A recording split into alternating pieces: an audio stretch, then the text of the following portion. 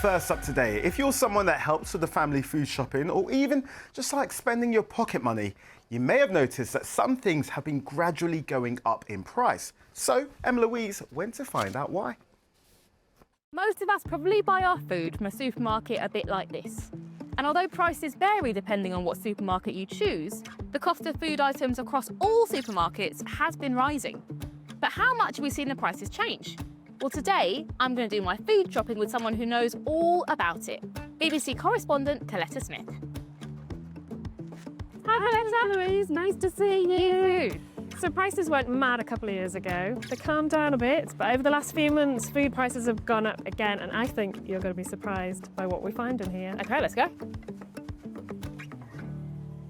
Coletta is the BBC's cost of living reporter. Her job is to know about the cost of things we use and spend on every day, and how those prices change. She's been keeping an eye on food prices, which have been going up across all shops. So we're going to 2 supermarkets to take a look.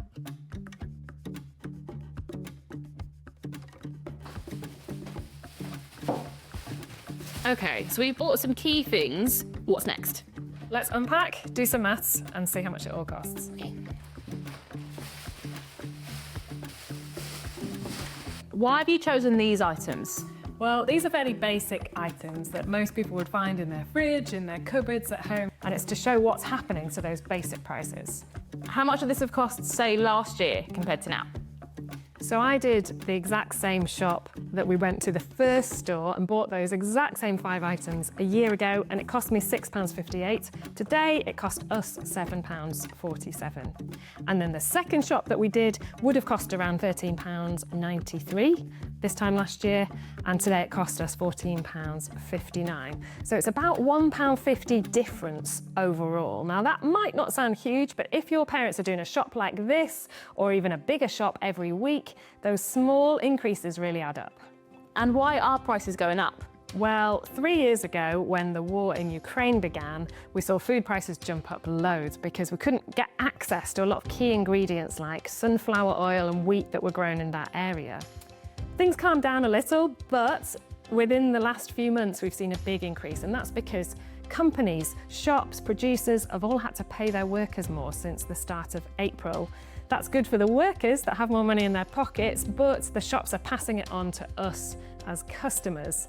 Also, we've seen some pretty extreme weather conditions, and that has a big impact. So when we have long, dry spells, that's much harder for vegetable growers, for fruit and veg. And when we get wet spells, then it's really difficult for cereal farmers. So oats, corn, wheat, that makes it much harder. All of these prices, everything that we buy, are added together every month in a sort of massive machine. All of those prices go in and are churned together, and one figure is spewed out every month, and it's what's called the inflation figure. It's how we measure how much prices are going up or down every month. Who controls inflation? Well, there's no one single person. The Bank of England try and stop inflation getting too high by basically giving us more money and encouraging us to save instead of spend. But at the end of the day, it's decisions made by the government, it's weather conditions, and lots of stuff that's outside anybody's control, big global events that control how much our food is going up or down. Is there anything we could do to save money? It's difficult, isn't it? So there are definitely ways we can all cut back. We can try and make sure we use everything so that there's not as much food waste from our homes. We can try and make sure that we only buy the things that we need in the first place. We can shop at cheaper supermarkets if that helps. But if families are really struggling, then there is help available for people who can't manage the cost of their own food bills. Will things stay this expensive? Well, the price of some things do go up and down, like petrol. You might notice every time you fill up is perhaps a little bit more or perhaps a little bit less, but food prices tend to stick at the levels that they've gone up. Sometimes you get small changes, but the likelihood is that your parents will be paying a little bit more for the same shop they're doing now at this point next year.